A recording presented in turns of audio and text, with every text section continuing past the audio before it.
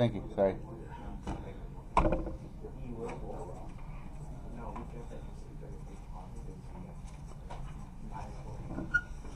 All right.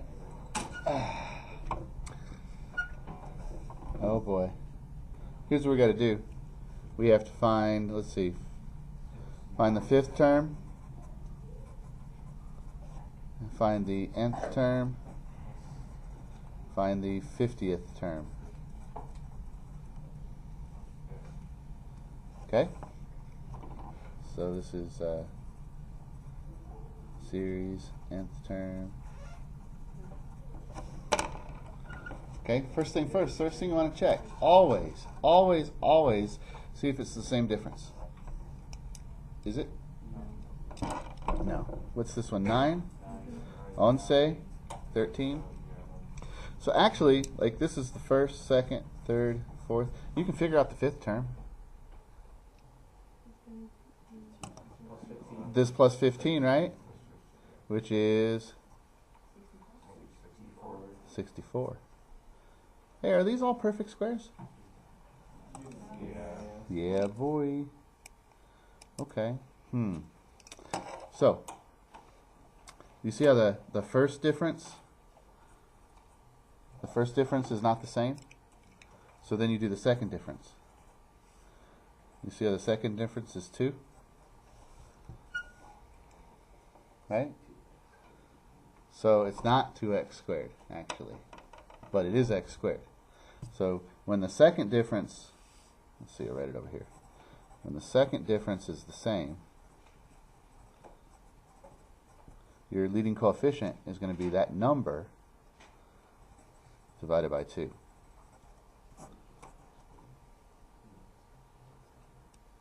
So it's going to be, here in this case, it's going to be n squared. But like if this number was 6 instead of 2, it would be 3n squared. Does that make sense? No? So you see this is your second difference right here, and it's constant. It's 2, right? Whatever that number is, you divide it by 2. And that's how you find the leading coefficient for the nth term. So Yeah? If there's 2 differences, then it's squared always.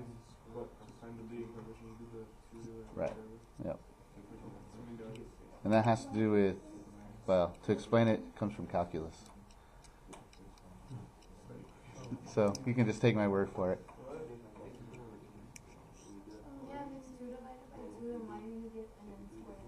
Because it's squared.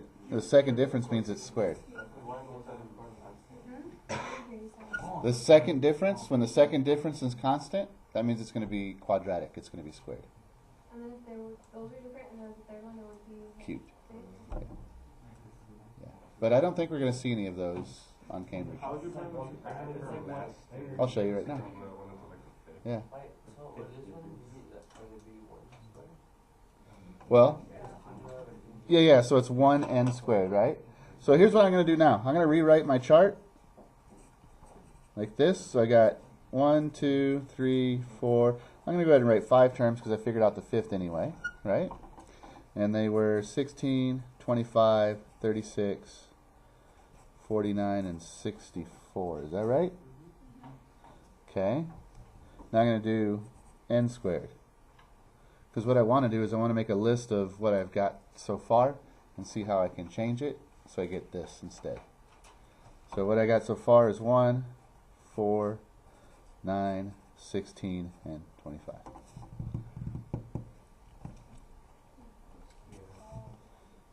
Yeah.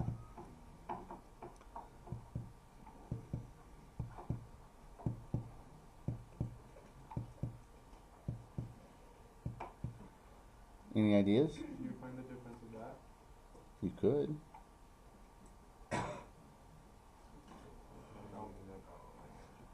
What?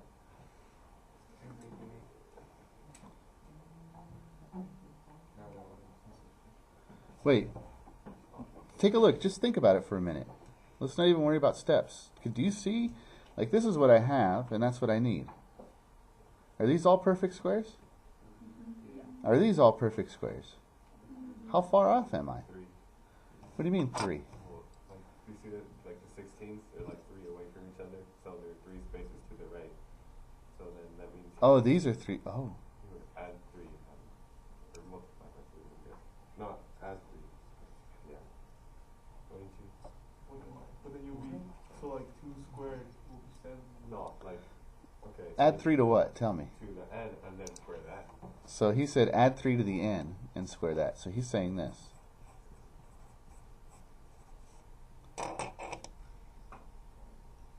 Would that work? Even if you don't know how he got that, would that be right? Because if I put a 1 in there, then that's 4, right? 4 squared is 16. If I put a 5 in there, 5 plus 3 is 8. 8 squared is 64. So that's the right answer right there. Oh, man. That's way easier. If you can see it and figure it out, it's way easier than what's next. But Sophia, do you know how you know if you're right?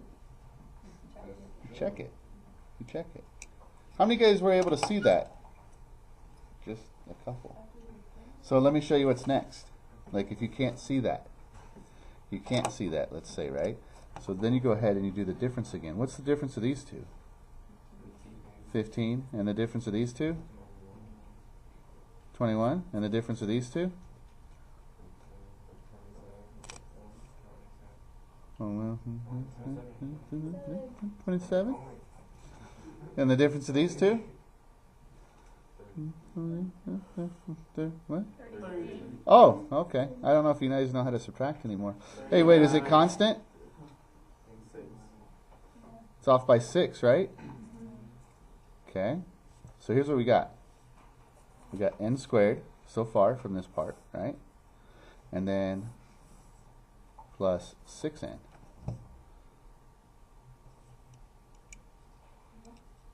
Plus 6n. We have a new sequence right here. Do you see how I got this sequence right here? By subtracting those. Now I have to find the rule for this and add that rule to the n squared, and I'm going to get it. Come on, don't Cam Newton this. You gotta treat this like Von Miller treated Cam Newton. You just gotta take it away. Just gotta tackle it, take it away. It's really not that hard. After you get 1 or 2 under your belt, it's okay. But I'm like looking at a bunch of people right now, and they're like overwhelmed. Like, how the heck did you get 6n? Well, look, all you did is we subtracted. Like, you know where you got this, correct? Does everybody understand where you got that? So I subtracted them, and I got a new problem. Now I have to find the nth term for this new problem. So you do the first difference, and it's constant. It's 6. That's where I got 6n. Do you see? All right. So 1, 2, 3, 4. Do you know what? Do you see? Do you guys see what I'm doing right here? This is n. This is f of n. This is 6n. 6, 12, 18. Salud. 24. What do I have to do to get from here to here? Every time. Plus 9? Do you guys agree? Plus 9. There's my answer. Is it the same as the other one? Isaac, you look really excited. Wait, we can put that as the answer too? Yeah, they're both fine. Look, the reason I wanted to show you this way is because a lot of times you can't just see the answer. You actually have to do some more stuff. I know you guys are a little overwhelmed. It's not really all that hard, though. You just got to, like, be patient with yourself. Take your time. Math is like dating.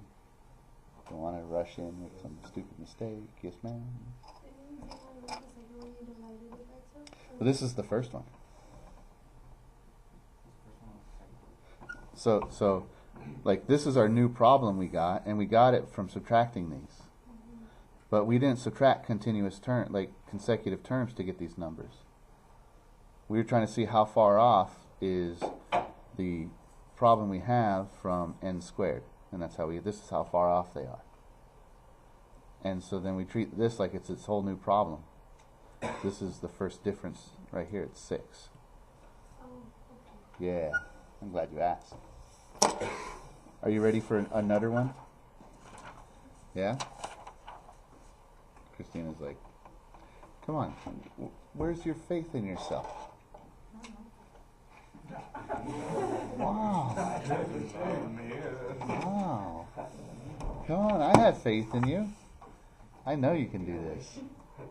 All right. Uh-oh. Oh, this one's going to be fun. I don't even know the answer for this one.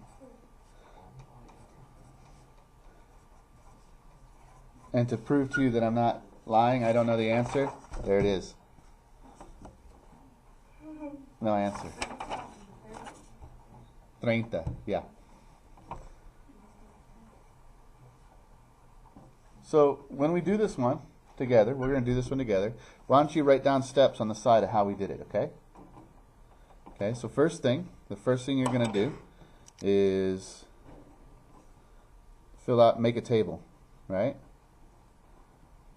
Make a table, and I'll do it in a different color so you can see what I mean by that. Okay, so the first thing you're going to do is you're going to write n equals, and that's 1, 2, 3, 4, 5, and this is the function of n. So like n's the input, right? Okay, what's the second thing you do then? Take the difference of consecutive terms.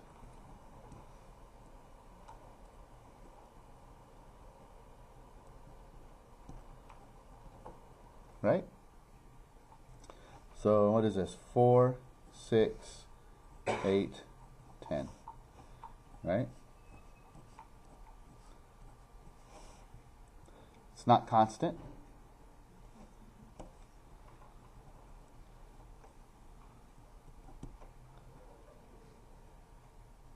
You repeat it till it's constant. Like if it was constant the first time, it'd be linear, and then that number that was there would be your coefficient, right?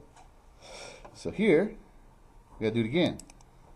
So 2, 2, 2. Yeah?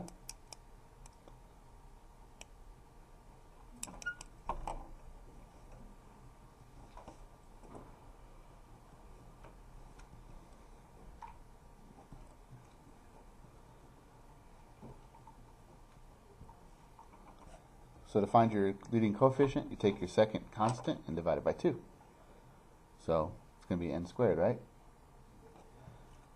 And then write a new table.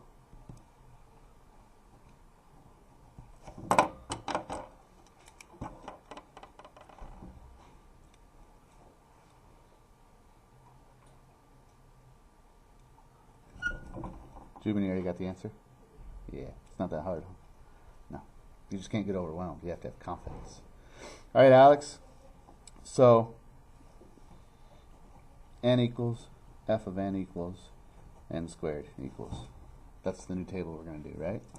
So this is 1, 2, 3, 4, 5, 2, 6, 12, 20, 30, right? 1, 4, 9, 16, 25.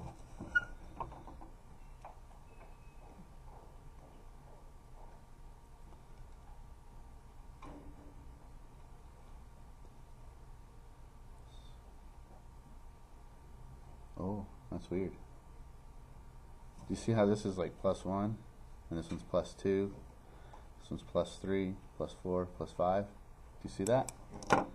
You see, so like, man, I don't even know where to write this. Like the next thing you do is you just look, and you just think for a minute. How do I get from here, how do you get from here to here? Like what math needs to happen? Because sometimes you can just see it, and then you don't have to do the other steps, because if you can just see it, it's easiest. So like this is +1, right? And this one, like to go from here to here, is +2. This would be +3, +4, +5. Do you see that? What am I adding every time? I'm adding n every time. Do you see that? That's the hard part, is just seeing it. Now there's steps to do if you don't see it, and I'll walk you through those right now, okay? But so I already see my answer is n squared plus n. So I got my answer. I'm going to write it over here, n squared plus n. That's my answer for sure. But if you can't see that, what you got to do is you got to subtract. If you don't see it, you got to get your new sequence of numbers by subtracting f of n and n squared. Like you subtract these two. 1, 2, 3, 4, 5. And then you find a rule for that.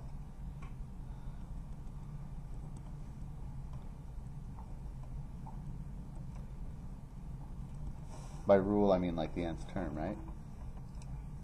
So like this goes up by 1 every time, right? And so that rule right there is just 1n. And you just add that to the first part. So you got n squared plus n. What do you think, April?